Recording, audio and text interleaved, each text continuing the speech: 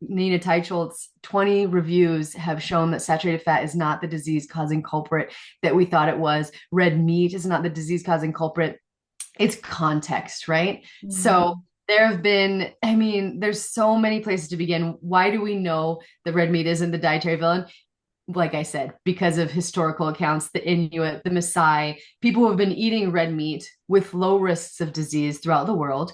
We also have trials that show with the paleo diet, the Mediterranean diet, diets that include red meat in the context of a healthy diet pattern, they don't have the same risks. Like coming on to your documentary, so Rethink Meat. Now, I don't know if you remember, but when we recorded our last episode, that was when you were making the documentary. So Mm. it's literally been that long that you've been working on it. And it's so funny. So basically, I received a link from a friend saying, oh, you've got to check out this documentary. And I was like, oh, yeah, that's the one that Autumn was working on. So I clicked on it. And the first episode, it was so gripping and so well done and so informative. I was just like, oh my God, like I need to reach out to you ASAP. So I literally, as soon as I pressed stop on that documentary, I messaged you straight after because I was like, oh my God, this is like, we need to talk about this because it's such an important documentary. And I think what I love the most about it is that it's such a timely documentary. Like it's happening at a really good time just in the world in general, because I feel like from my point of view, there's so much confusion. I think that's the word, like just so much confusion about red meat, so much confusion about therefore what we should be eating to be healthy and to, save the planet, and just so much confusion on the like environmental impact of eating meat. Like there's so much different information out there. It's crazy because in one of your episodes you said that the food pyramid advises to eat basically less red meat. Like that's still the advice. And that just shows, like, on one hand, you've got the government saying you need to eat less. On the other hand, you've got lots of outspoken people now, like yourself, saying, no, eat red meat. It's good. And so that's where the confusion comes. It's like, okay, so what should people be listening to? I still have friends coming to me saying, well, yeah, okay, so you're telling us to eat meat, but isn't red meat linked to bowel cancer? Isn't red meat linked to, disease? And I still have to answer that question. So it just shows like there's so much confusion out there. I mean, you must get this all the time. So I'm just wondering what made you make this documentary? And obviously you above all people would make something like this, but what triggered that in you? You know what is really simple? Because, like you said, we live in a bubble.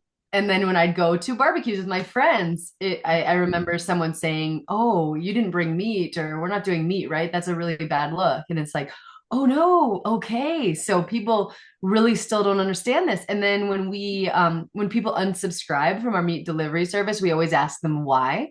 And a lot of them were saying, I'm going vegan for the planet or for my health.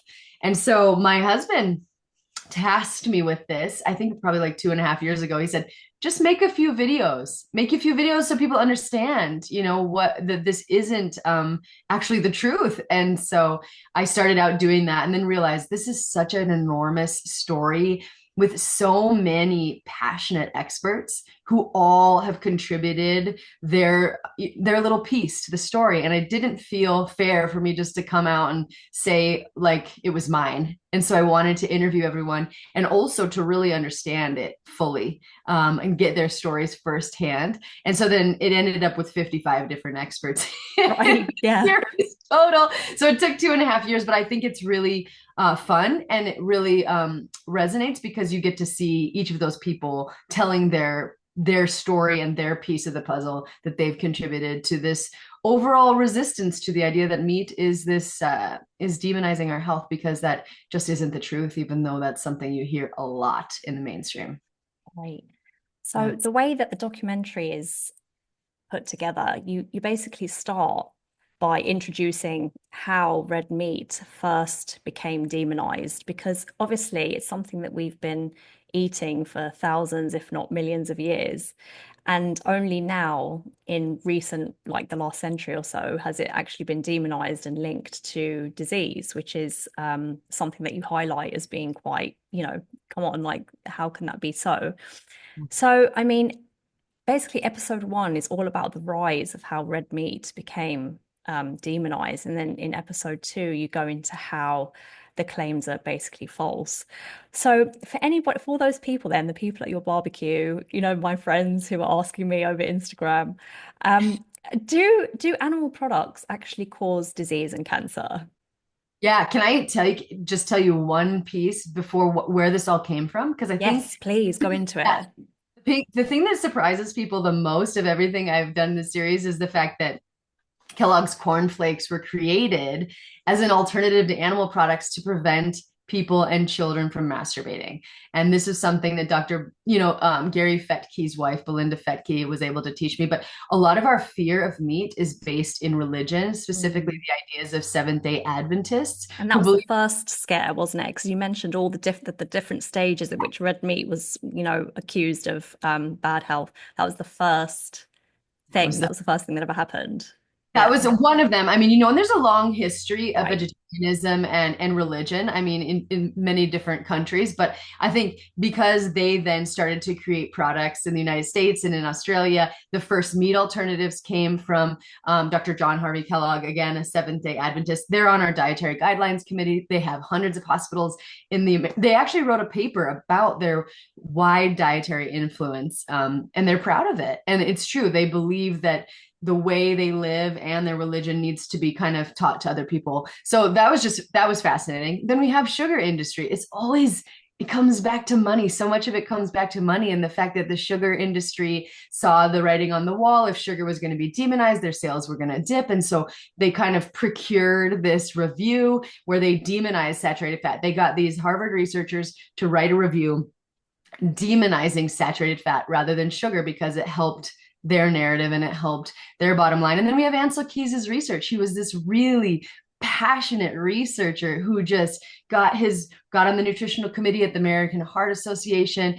And it wasn't that no one disagreed with him, because again, historical evolutionary accounts, these are in direct contradiction to the hypothesis that meat is dangerous. He was just the loudest. He was the influential one. And he did, which to his credit, propose the idea that diet had something to do with heart disease, because Eisenhower had a heart attack in 1955 and they wanted to find out why and what people could do. But what I think he just got his research got a little too narrow. He demonized saturated fat, which is why people are demonizing red meat for the most part. And we now know Nina Teicholz's 20 reviews have shown that saturated fat is not the disease-causing culprit that we thought it was. Red meat is not the disease-causing culprit. It's context, right? Mm. So there have been, I mean, there's so many places to begin. Why do we know that red meat isn't the dietary villain? Like I said, because of historical accounts, the Inuit, the Maasai, people who have been eating red meat with low risks of disease throughout the world. We also have trials that show with the paleo diet, the Mediterranean diet, diets that include red meat in the context of a healthy diet pattern, they don't have the same risks. And the research that does demonize red meat is often epidemiological, meaning it's where we look at a population of people and measure many of the things that they do, and then they try to draw associations. And association is the key word there. Nothing's causal necessarily. And this is probably finding a relationship between red meat and these deleterious health outcomes, because people who eat red meat also have a lot of other unhealthy behaviors because red meat has been demonized for so long. They're probably exercising less, they're drinking more, they might be smoking more, they might be eating a lot more refined foods. It's this situation where we get a burger and we get fries and we get soda and we blame it on the red meat. It's like, but what about the dietary pattern around it? There's also been really cool recent research. A journal in Nature in 2022, they kind of assessed the risks of eating unprocessed red meat and several health outcomes: colorectal cancer, breast cancer, type 2 diabetes, heart disease. And what they found is very, very low levels. Like they did an ROS score, risk outcome score for each one. and it was like 0.0057, I think, for colorectal cancer, and 0.0027, just really low numbers, where if you compare it to smoking and lung cancer, the risk outcome would be like a 1.56, so something like 20 times higher. And then a lot of times in the research, they'll do this relative risk rather than absolute risk, where they report things like, oh, every 50-gram serving of processed meat increases your risk of cancer by, 18%, or, colorectal cancer. But when you look at the actual absolute risk, or what is your lifetime risk of getting that disease, it's something like 5%. And that 18% increase moves it to 6%. So I think, given all of that context, the fact that there were many dissenting voices, even in Ansel Keys's time, many researchers were saying, no, this can't be the truth. This isn't the truth. He captivated the world, along with people who had religious ideas and, environmental ideas, animal rights activists, and it all kind of just converged to create this, what seems to be a simple narrative, but it's not super simple. And more recent research, evolutionary accounts, has shown us that it's context. It's, Yeah. what are you eating beside the meat? And also that red meat is very nutritionally beneficial, Mm. highly bioavailable zinc and iron, which many, many people are deficient in worldwide, nutrients like vitamin A, B vitamins, healthful fats. And the other thing that no one's looking at when they're doing their food frequency questionnaires or their dietary journals is, what is the quality of that meat? How is that Mm. meat raised? I think that might be another important variable that has been historically overlooked too. So it's not a simple story. I wish I could say, and for some people, if you eat a ton of meat in a context of a refined diet, could it be a problem? Maybe. But I think Mm. if you're like you and I, and we consume it in the context of a healthful dietary pattern, I think there's so much more to be gained, for sure. Yeah. I think it's Right. irreplaceable food. Right. I mean, it's so funny because I've been dabbling in the carnivore diet recently. Mm. I like, will I stay on it forever? I don't know about that. I'm going to give it a solid 3 months and see how it goes. But it's incredible because I've interviewed a lot of really great carnivore experts, including people who have overcome, their chronic diseases by just eating meat. And they are very big on red meat. So then that being even more beneficial than chicken, let's say. So it's really interesting how there's such a large group of people who are kind of promoting red meat, but yet it's still, you'll speak to another professional, a very educated, very popular professional who basically says that you should limit your red meat. So there's still that kind of dichotomy going on there. So, I mean, animal products, you say, does it cause disease? Does it cause cancer? And you say, well, it's all about context. It's pretty much what you're eating it with. That's the important thing. So, I mean, coming over to then two really important parts when you talk about cholesterol and saturated fat. So, this is really interesting. For cholesterol, there's obviously been a big kind of argument about cholesterol for quite some time now. And I had no idea, but in 2015, in the documentary, you say that dietary cholesterol was reviewed and it was said that there was insufficient evidence that it affects blood cholesterol. So cholesterol is actually in the clear when it comes to red meat increasing your cholesterol. Can you just go into that a little bit? Yeah, I think that's fascinating, right? Because we've heard that for so long. But what we found is 80% of the cholesterol in your blood is produced by your body. And there Yeah. are a certain subset of people called hyperresponders for whom dietary cholesterol might raise your serum levels of cholesterol. But this is something that even Ansel Keys knew when he was researching. Mm. He looked at dietary cholesterol and saw that it wasn't able to predictably raise serum cholesterol. And that's why he kind of shifted his focus to fat initially, and then later to saturated fat. So yes, as of 2015, the limits on dietary cholesterol, they have been lifted, and people no longer need to worry about it for the most part. Like I said, some people will be hyper responders, and for them, you might want to pay attention. But for most of us, I think it's just not something we really need to be focused on. Right. So with saturated fat, then it's been considered harmful because of its association with cholesterol. So is there still a reason to fear saturated fat, because like I said, it's still very much like people, even if people are being told that, oh, it's okay to eat saturated fat now, it's okay to eat cholesterol, there's still that kind of, oh, I'm not sure about that. Like, so I mean, is there a reason to fear saturated fat? Like, is there any risk with it? Well, I think there have been many reviews showing the saturated fat is not a dietary concern, but there's some nuance there, right? So, saturated fats is a diverse group of molecules. This is something I learned when I was doing my dissertation that, stearic acid, one with 18 carbons, for example, has a neutral effect on cholesterol levels, right? And then we have something more like palmitic that might have more of an effect, right? You would raise your cholesterol. And then we have the long chain saturated fatty acids, like behenic acid. Those actually maybe are inversely associated with cardiovascular disease risk. So they might even be beneficial. So you can't even just put saturated fat into one bucket. It depends on the type of saturated fat that you're looking at. And then, of course, the context. What are you eating along with saturated fat? That's also a very, very important variable. And saturated fat also for some people, and Nina Teicholz talks about this, is actually able to raise HDL cholesterol, something that actually reduces cardiovascular disease risk. And so I think, and then it's like, well, what are you replacing? If you're taking out saturated fat out of your diet, what are you then eating more of instead? Because that's what makes dietary research so difficult, right? Because anytime you make one change, you're actually making at least two changes. And so research has shown if you take that saturated fat out and you eat more refined carbohydrates, you are getting that's a net negative result, right? So for me, if you're eating saturated fat in the context of a healthful dietary pattern from an animal grass-fed, grass-finished, we'll have maybe longer or higher levels of those longer chain saturated fats, more of that stearic acid, the cholesterol, neutral levels of saturated fat. I think that's a good thing. But if you're eating, more highly processed saturated fats in the context of a refined diet, that could be a problem. And it also could be a problem if you're just replacing saturated fat with the refined carbohydrates. So much nuance. But to say that saturated fat is a disease-causing culprit and that everyone needs to avoid all types of saturated fat, regardless of the dietary pattern, I think that's not that helpful. Yeah.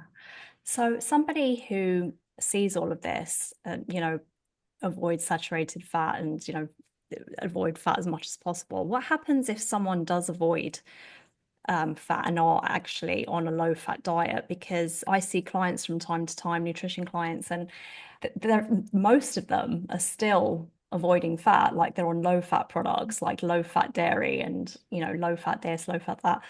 So it's still very much like a problem for people. Like I think this kind of, still in people's minds that having too much fat will make you gain weight or, it's just not good for you. So for those types of people, if you're on a low fat diet, what are the risks there?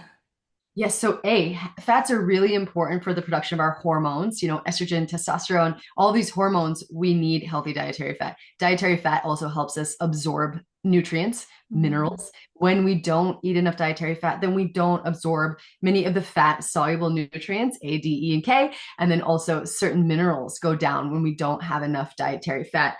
I also think if you're replacing it with a lot of refined carbohydrates, okay, so the consequences of that could be like dry hair, skin, and nails, hormonal imbalances, low libido, maybe menstrual cycle disruptions, immunity. If you're not getting enough vitamin D, you're making it in vitamin A, two fat soluble nutrients, right? Your immune system might be in the toilet, flaky skin, right? Maybe some sort of skin issues. Vitamin A is very, very important for skin issues. And so there's a lot of consequences, but then you have to also say, again, what are you eating instead? Because if you're on a low fat diet, are you on a high carbohydrate diet? Are you on a high refined carbohydrate diet? Because then you're setting yourself up for potentially blood sugar dysregulation, insulin resistance. And so I think people on low fat diets could be nutrient deficient. They could have hormonal imbalances. And if they are eating more carbohydrates than their body can tolerate, especially in refined form, then they could become insulin resistant, which I think is one of the most dangerous things that can happen because that sets you up for an increased risk of so many different things: heart disease, type 2 diabetes, cancer, reproductive issues. I mean, the list goes on. And it just significantly reduces your quality of life. And so so yeah, I hope, and I do see a lot of people outside our bubble also avoiding fat. But then also you have to remember too, there's so much to say on this, of course. Understand, monounsaturated fats, like those found in olive oil. 50% of the fat, half of the fat in beef is monounsaturated, right? Yeah, that's So a beef surprising isn't even thing. Yeah. necessarily a high saturated fat food. More of it is usually monounsaturated. So the type of fat that everyone will agree is highly, highly beneficial for heart disease risk. Then we have our omega-3 fatty acids, which I mean, if you're missing those, that can Mm. significantly reduce the quality of your life. There's an estimate that up to 90,000 Americans die every single year due to omega-3 fatty acid deficiency. Wow. And when we're looking at fats in this country, we typically just say, oh, get more polyunsaturated. Yes. Polyunsaturated. But polyunsaturated is a broad category with many different types of fats, the omega-6 and the omega-3 fats, which have Mm. very, very different impacts in the body, right? So if you're just focusing on getting polyunsaturates, you could have two very different metabolic consequences. Mm. We have more seed oils, more nuts and seeds. Which That's is omega. omega-6, right? Yeah. Yep. Yeah. And less, three like omega-3s like you'd get in fish and actually beef, particularly grass-fed beef. And we can talk about this because this is one of my favorite findings in my dissertation, actually contains meaningful amounts of omega-3 fats. And so we just need to be educating ourselves more on fat. And we need these to be in balance. And in Ah. America, we are not in balance. 20 times more omega-6s. When omega-6s get into our cell membranes, they send a different signal. They create Mm. different compounds that actually can turn up the volume on inflammation. Whereas when we have more omega-3s in our membrane, it leads to the resolution and kind of like a controlled level of inflammation in the body. So fearing Mm. fat, it's not good. We need omega-3s for sure. Monounsaturated fats are great for you. Saturated fats are actually good for your hormones, your Mm. liver, and also for, like I was saying, potentially raising HDL, which is actually a Mm. marker that could reduce your risk of heart disease. So, yes, I think that I hope people understand the nuance here, but also that fats are critical. Absolutely. Yes. I mean, your brain is 60% fat by dry weight. Right. So Right. we absolutely require it. So, sorry, just to backtrack a bit to your dissertation, when you said that red meat actually, did you say beef contains meaningful amounts of omega-3? What does that mean? Just out of curiosity. This is so exciting to me. I know I would have never said I was going to do a dissertation about beef and like be floored to talk about it. That is never, ever where I saw my life going. Because you think But omega-3 fish, like that's yeah, it. And so this is a first for me. So go ahead. What does that mean? Meaningful okay. amounts. Meaningful amounts. Well, this is a very cool story. So that was pretty much the paper that we will be publishing soon is about the fatty acids that we found. And what happened was we sourced with Dr. Ben Vliet and many amazing colleagues at Utah State University beef from 100 different, probably up to 200 different farms and ranches throughout, America and also in Canada too, and some, I don't think there's any in Mexico, but North American farms. And what they found was from feedlot scenarios to grass-fed scenarios to regenerative scenarios. And what they found was these animals raised in these more diverse pastures, more of these regenerative types of settings where they had many different plants. They were grazing for their entire lives. They were being moved rotationally grazed. They had higher levels of omega-3 fatty acids, sometimes two times higher levels. Now, what many people have argued historically is that doesn't matter because it's a small absolute amount, right? Mhm. But when you do trials, and these have been done, I think at least eight different trials, when you consume this type of grass-fed meat compared with grain-fed meat, the levels of omega-3s in your blood and even in your cell membranes, they increase significantly. You can Wow. significantly increase your ratio. Yeah, there was a trial done in 2011 and showed significant changes in the amount of omega-3s in the body and even a reduction in inflammation just from changing grass-fed meat or grain-fed meat. So it means your Wow. physiologically meaningful changes, even though the absolute amount might be small, which is Wow. exciting. So with grain fed, it contains omega-3s, but it doesn't have the same effect once you've eaten it. Yeah, it will contain much smaller amounts of Much omega 3. smaller You amounts. know, And like then, maybe like half the amount of omega 3s, and it varies, right? Because yes. the production system, how long they're grazing at the end, how many plants. That's what they found too. Up to 10 plants in the pasture seem to increase the amount, and then there wasn't as much change after that. But diversity in the system, the amount of grazing time, that seems to matter a lot, and that's pretty So, consistent. I mean, so does this mean if you eat a lot of grass-fed beef, does this mean that you can get enough omega-3s from Ooh. just having that? I wouldn't do that. But here's Okay. the thing, because and again, it depends on who you are and how many omega-3s you need, right? And how Mm-hmm. maybe you're eating a lot of leafy greens, and that's an omega-3 ALA. That's the plant form. But how well are you able to convert that into these longer chain forms? EPA, Mm-hmm. DPA, DHA, like that ability to do that varies. So some of you might be able to get a lot there, and other people might be severely inadequate. And then also, how much of the red meat are you consuming every day? Mm. We don't know, but I do know that the amount of beef consumed in America is way higher, over Mm. 50 pounds per person per year, compared to, I think, what I used was, I can't remember if it was shrimp or salmon in my dissertation, but it was about 4 pounds per person per year. So over time and in the amount, those become really meaningful contributions to your overall omega-3 fatty acid intake. I'm not sure. And I mean, if you were carnivore and you were Mm. basically that eating that exclusively, you might be fine. I can't say that for certain, but you might be. And then also, what other lifestyle, what else are you doing? So it's a very nuanced question. But for people who don't like fish and don't get enough, I think it's important to understand that beef can be a really meaningful contribution to your omega-3 fatty acid intake. And the other cool thing was the finding is everybody's kind of like romanticizing chicken and even pork. Now, if we're looking at it through the lens of the omega-6 to 3 ratio, which historically, like we said, was balanced, and many experts believe when we eat these levels are unbalanced, we set ourselves up for a higher risk of inflammatory conditions, which, inflammation contributes to most disease. What was interesting, so the ratio for beef, grass-fed beef, was about a 2 to 1. Mm-hmm. Pretty good. Two omega-6s to one.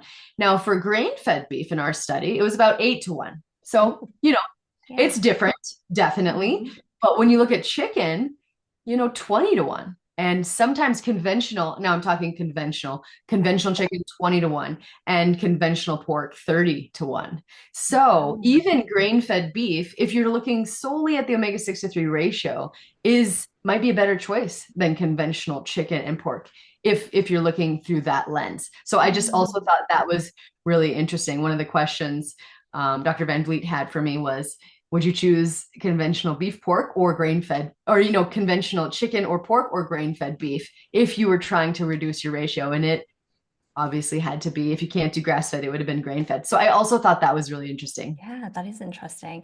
So when you say conventional, does that mean they're raised in Yeah. cages? And are you talking about that? Or can they, if they're like out on the grass and they're kind of organic, free range, like is the ratio better? Such a good question. Yeah. Okay. So yes, and it's like, okay, well, this matters to the consumer. Like, how is it labeled? So you won't know that from just looking at a label, but people are working on it. Very smart people.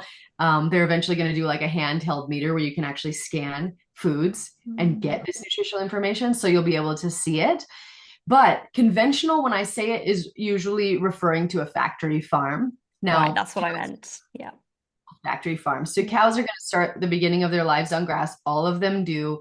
And then what happens in the last 90 to, whatever, 100 plus days of their life? What are they eating then? Usually in a feedlot, it's grain, corn Mm. and soy, rations. So that profile in the last little few months of its life, that's what ends up on the plate. Mm. So that's what changes it. And grain or grass fed also, this is other research, wasn't involved in my dissertation, but grass fed can have far higher levels of phytonutrients that we typically associate with plants, but they can find as high levels as in certain vegetables, like eggplants, in lamb liver, for example, that comes from a very diverse pasture. So, and this might be why one, like a protective mechanism, even if you're heating meat up or something like that. So again, meat is not meat is not meat. There's Mm. also a kangaroo trial. I don't know if you've heard about the one in No. 2011. This is what matters to people, right? If I eat the meat that's grass fed or grain fed, does it lead to changes in my body that actually matter, right? So this trial looked at if I ate kangaroo raised on grass or I ate beef in a feedlot, what happened to my levels of inflammation. They found that when you ate kangaroo, your levels of inflammation significantly went down compared to the beef. Now, it's not a beef to beef comparison, Mm. but Dr. Van Vliet also is doing these human trials right now.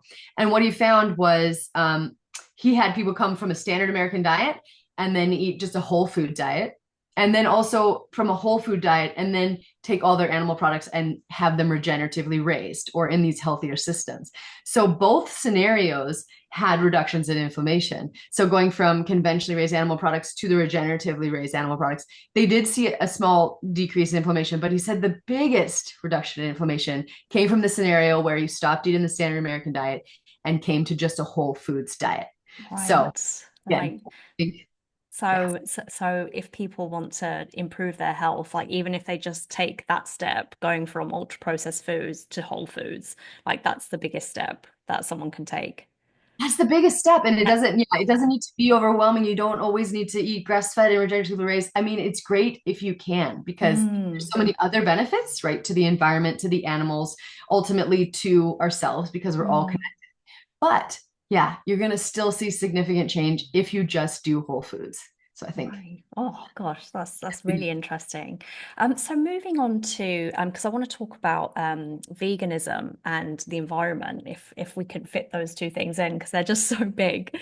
When people avoid animal products and they, choose to go vegan or vegetarian, so I think me and you said this before on the last episode, and I relate to your approach to this. So you always say, look, it's completely up to you what diet you choose. And the reason why I hear that is I really hear that is because I always say the same thing. Like I always feel the same. Like I don't want anyone to think that I'm judging anyone, like because they eat a certain way.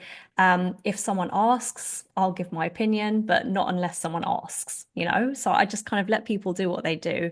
But okay, so if someone does choose a plant-based diet to stay healthy, can they truly get the protein requirements they need and all of the nutrients that they need that they would get from a meat, like when they're eating animal produce? So can they be as healthy having a balanced vegan diet than if they ate animal produce? I love this question. And it was, like you said, I'm not promoting what works for me because I Right. know that everyone is so unique, right? And there's so Yes. many reasons that we choose to eat what we choose to eat. So there's Yes. 0% judgment. Um, Mm. but it depends on the type of plant-based diet. So what we have to realize is that these lot of food corporations, they see dollar signs in the plant-based market. It's huge. You can Mm. process wheat, corn, soy in so many different ways and make these ultra-processed plant-based products, right? Including like meat alternatives, right? So what kind of plant-based diet are you on? What are you eating? Are you eating whole foods? Are you tracking your protein? Are you tracking your nutrient intake? Or are you eating a primarily processed plant food diet that is high in carbohydrates, that's going to set you up for a blood sugar roller coaster?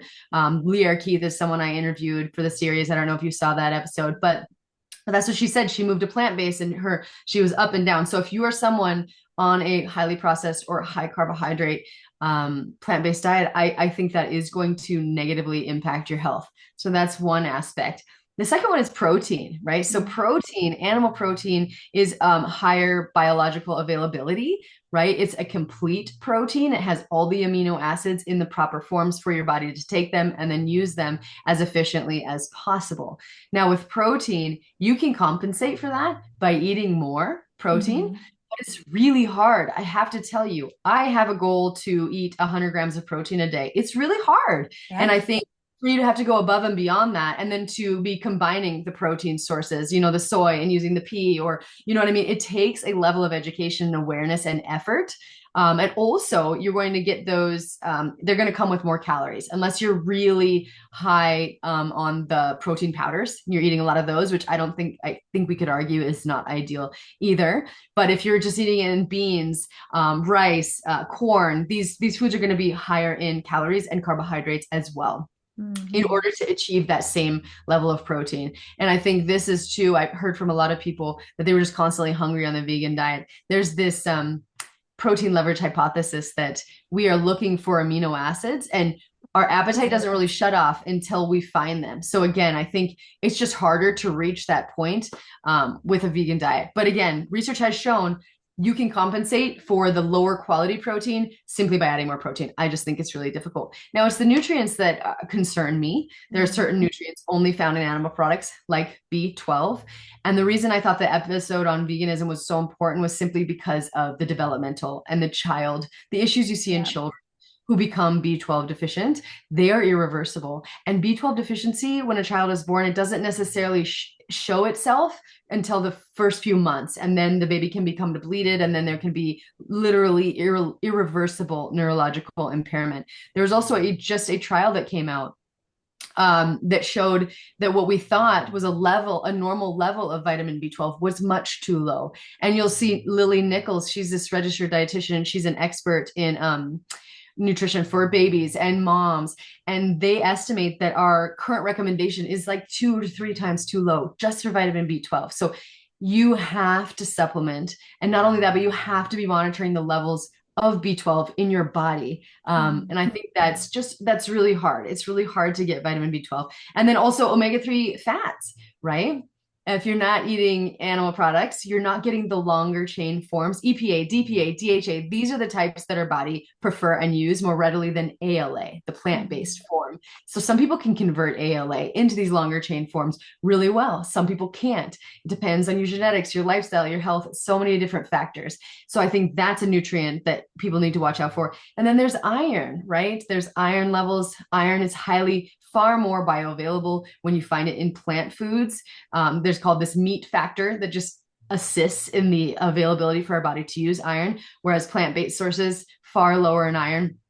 Zinc is another one. Those minerals, they've done trials where you eat zinc with corn or whatever, or beef, and the levels go way higher in your body when you eat it from an animal source. And there are other nutrients, right?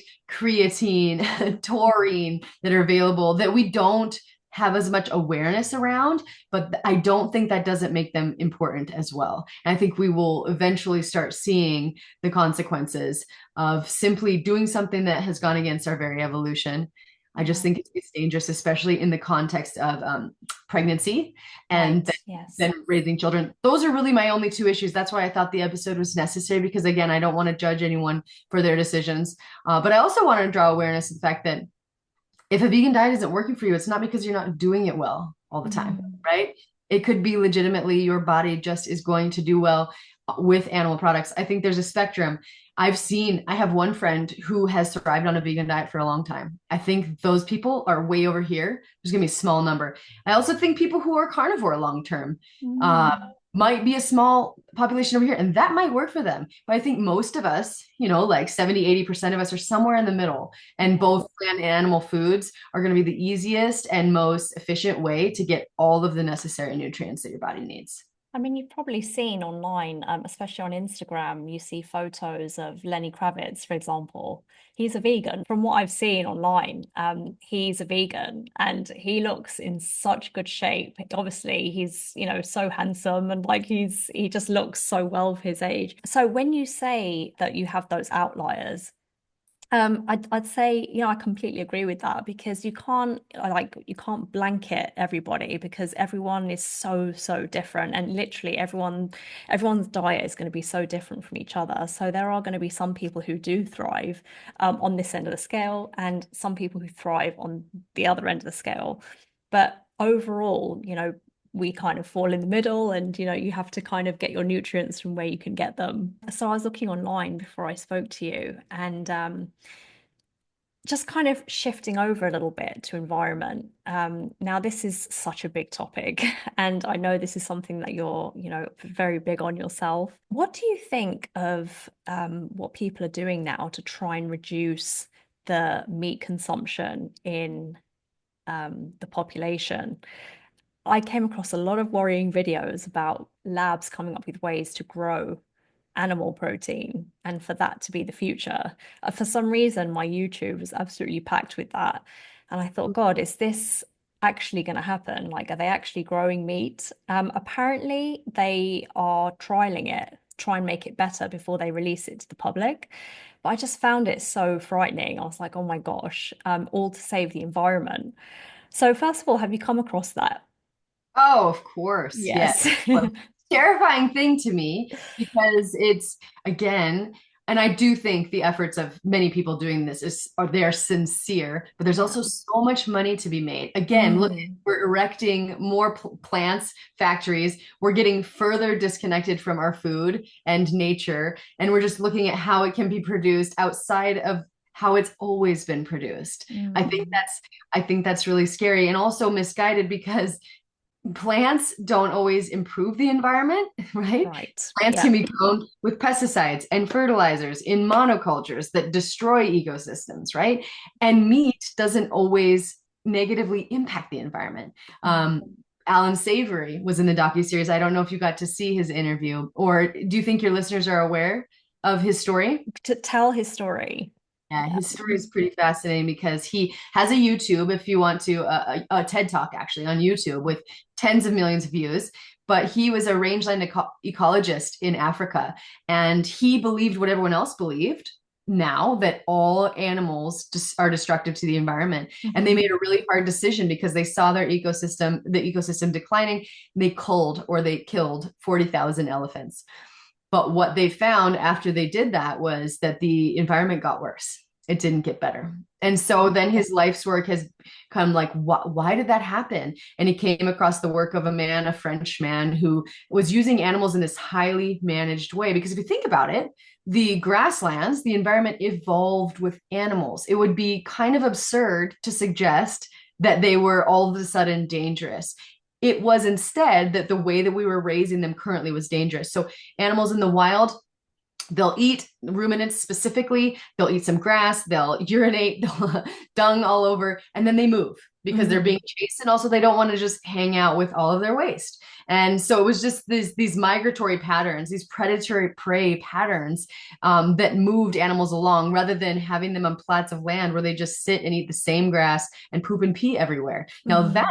that's overgrazing. That is destructive, but that's not how it has to be done. And so what he found, he created this method called holistic management, where you're watching the animal, you're paying attention to the health of the environment, and you're using the animal actually to improve the health of the environment. Because what he's found in desertified ecosystems without a lot of water, right, that cow can come along and stimulate grass growth.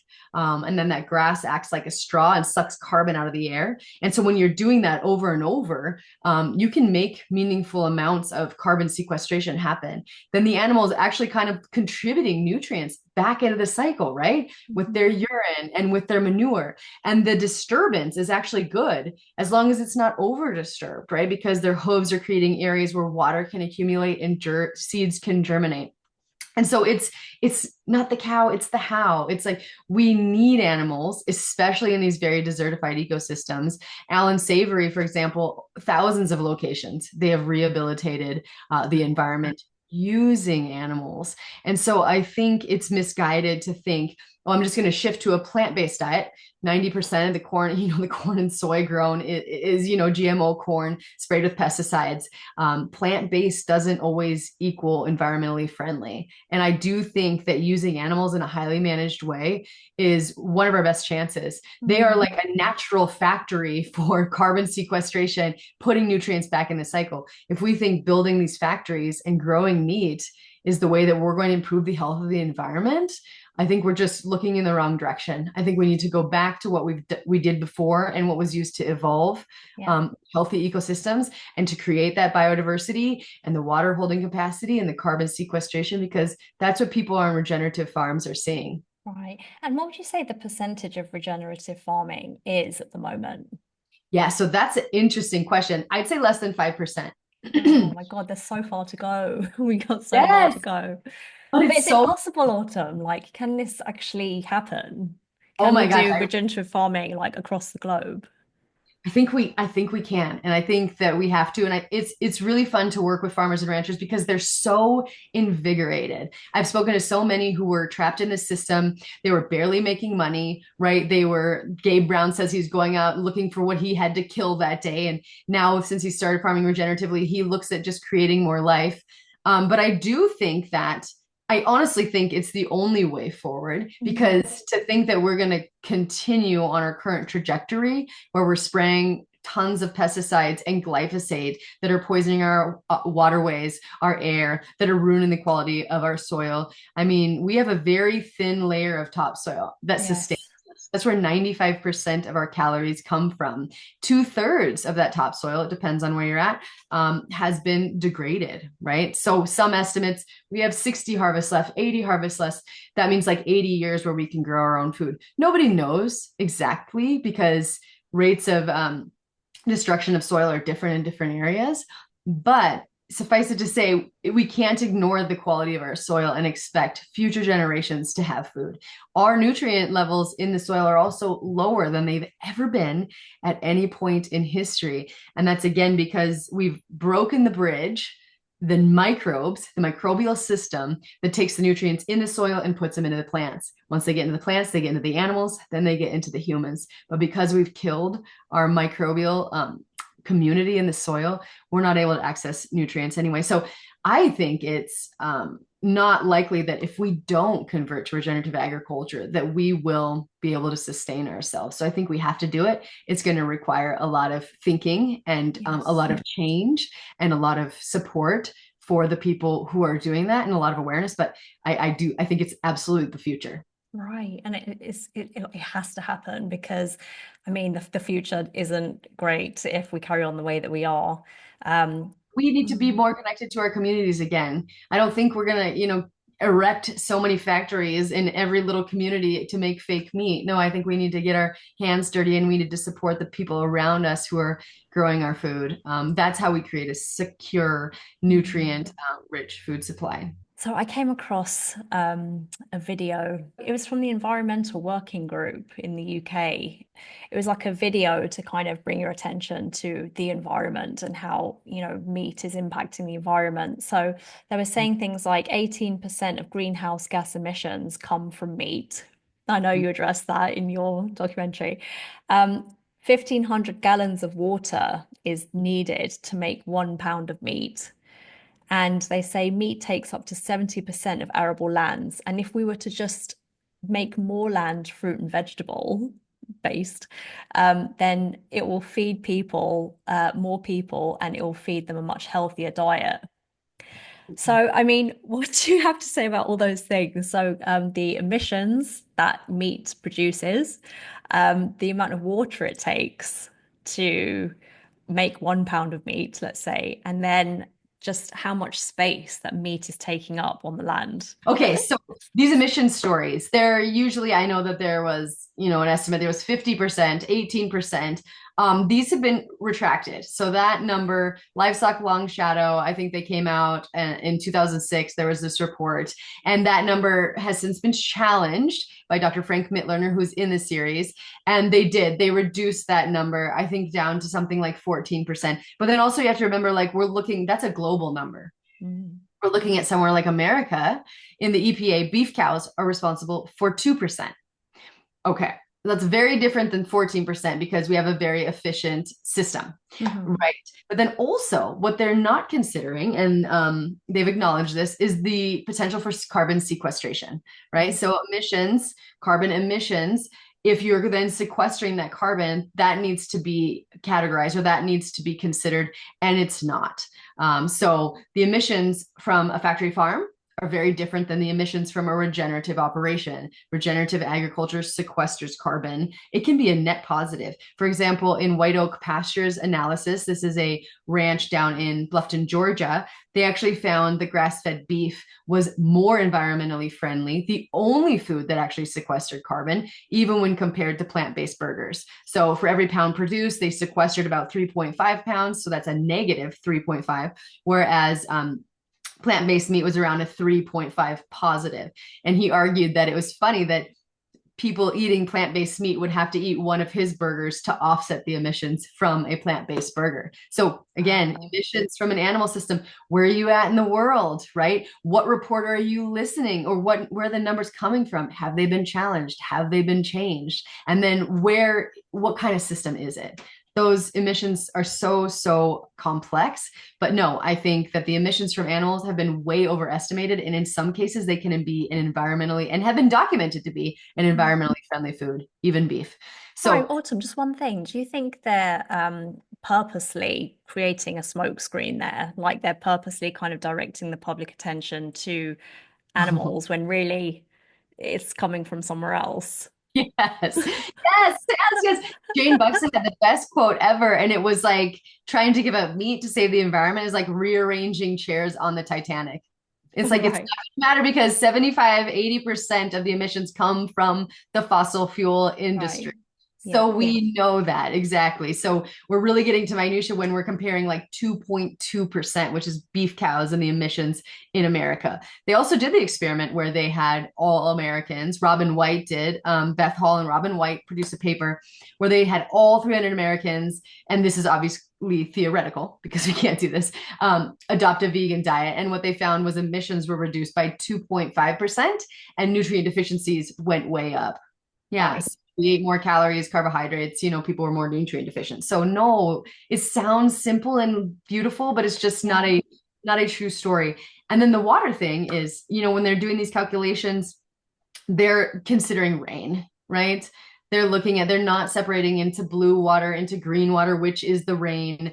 They're not considering the fact that animals then urinate and a lot of the water goes back to that Mm. cycle. Also, the fact that animals in a well-managed scenario actually improve the ability of our ground to hold water. And this is really Yeah. important because it's not that we don't have enough water, it's that our ground can't hold the water, and animals have been shown to help our soil hold water. So no, those bathtub estimates, they're wildly overstated. Then there's also plant foods that have equivalent, I think like 97% of the water used to raise grass-fed cows is green water. Is that attributable to rain? So it can be a very water-friendly food and even beneficial food. And then foods like sugar and I think it was like walnuts and avocados. Those are plant foods that require a lot of water. Again, lots of nuance. And then in the land scenario, animals can actually 2/3 of the land is not able to produce crops. I mean, you have to have the right kind of land, the right kind of soil in order to make healthy fruits and vegetables.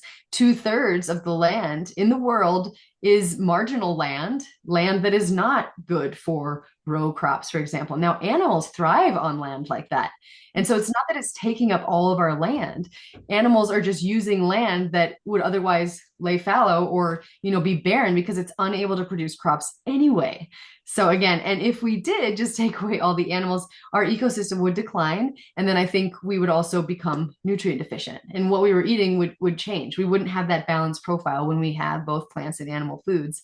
And again, animals can be used to restore desertified lands. So you can make an argument that they could be an important part of creating more land that we can use to produce food. We can combine animals and plant. Like in our study, we found a lot of farmers and ranchers grazing their cows over crops.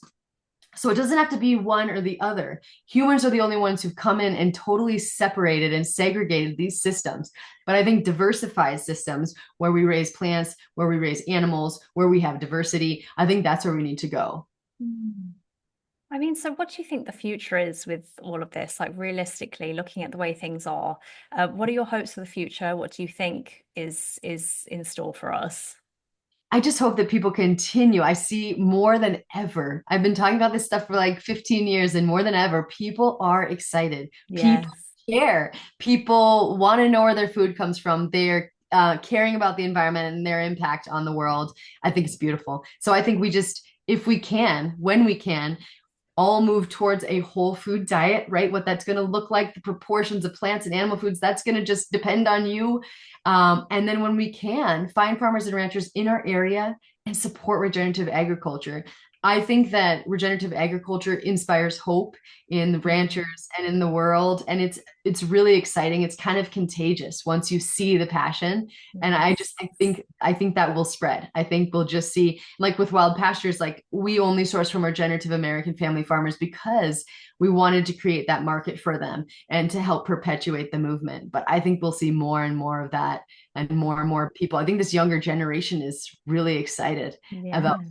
And obviously we have policies and people in positions of power now who do too. So I think it's a promising time for sure. Autumn, I have to say, like, massive congratulations on the documentary, because it's absolutely fabulous. And I think it takes the layman. I love how the documentary is so simple and it just lays everything out for people, and it's just easy to understand. I think that's the main thing, and it's interesting to watch as well. So it's such a great documentary. So I really hope that it, takes off even more than it has, which I'm sure it's, doing so well.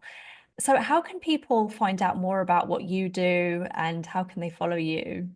Oh, that's fun. So you can see the documentary on the Wild Pastures official YouTube page. And I do have a project in the works I'm really excited about that makes this 8 episodes even more accessible. Because I realized there just had to be a level of credibility. And like we have all of the timestamps for all of the claims made and Yeah. the references.